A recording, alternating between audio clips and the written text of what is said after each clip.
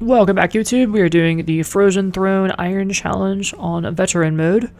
We have our level 10 starter hero. And for the upgrades, we have the fully upgraded tree. And then we have the tanky demon guards for the reinforcements. Let's go ahead and get into the video. Here we go.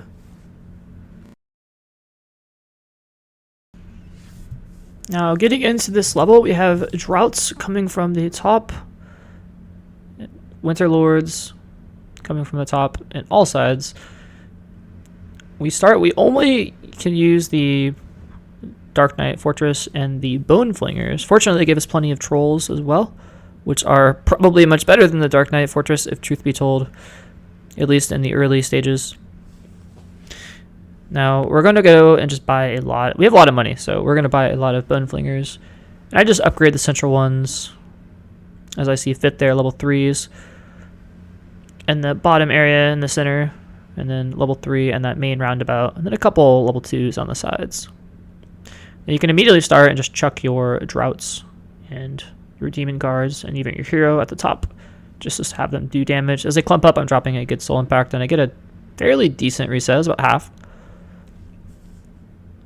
And we get one last chance to get that achievement, just in case, you missed it the first two. I don't know how you could have, but you can let the snowman eat the skier. That's just a weird animation, man. It must be...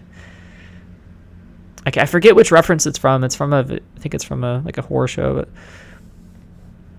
We're going to let these droughts just get shredded up by our Bone Flinger towers.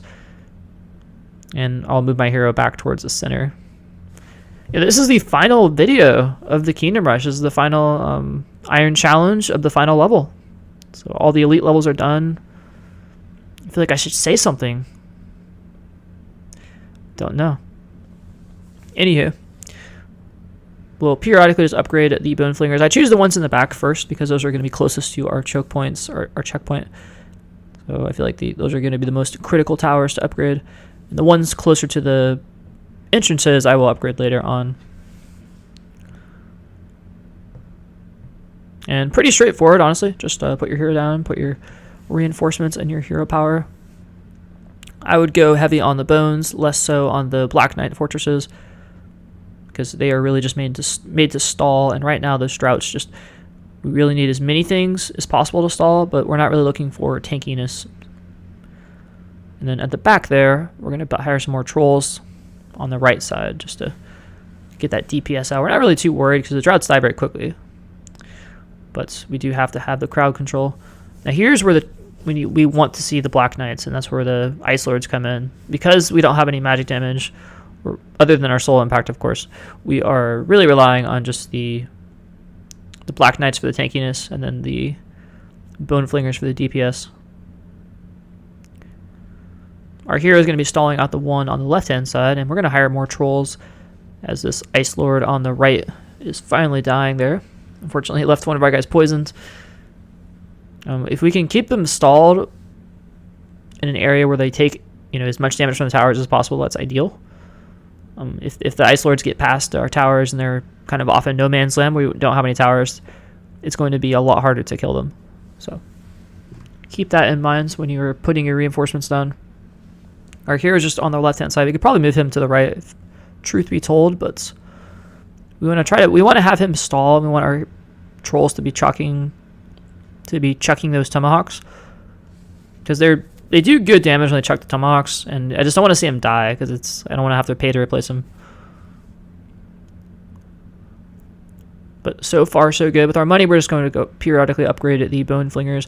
I would not get upgrades on the level 4 towers right now. I would focus primarily on just getting all of your Bone Flingers fully upgraded before you do that. And as these Ice Lords start to clump up, just go ahead and drop a soul impact. So that was I guess you'd call the first half of the wave. I'm going to move my hero over to the right now to get back into the melee. If you survive that half, you're looking pretty solid. We have plenty of money now. We'll just go ahead and upgrade some more stuff. I do go ahead and on that central roundabout area, I upgrade the Bone Flingers. I put points into their bones so they do a little bit more damage with each auto attack. And then later on, we'll also go ahead and get the giant bone golem, which is going to act as like a extra barracks, extra guy to stall stuff out. Look at that second win from our hero. Just like died and instantly came back. You don't see that too often. That's always nice when it happens. I don't think it would have mattered there, but it is cool to see. Makes things just a little bit easier. The two bone towers off to the sides that aren't that useful. It's these central bone towers that are the ones we really want to focus on.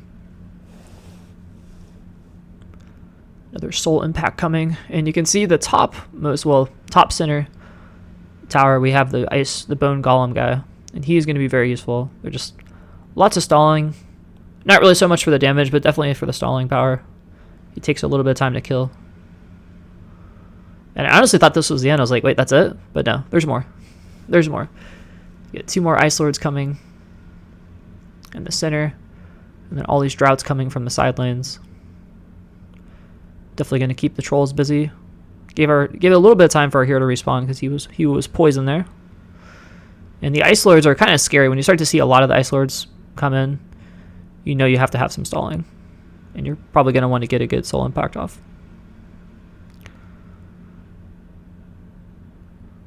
Thankfully, these Archer Towers, they act as like mini barracks because of the stuff that they can summon.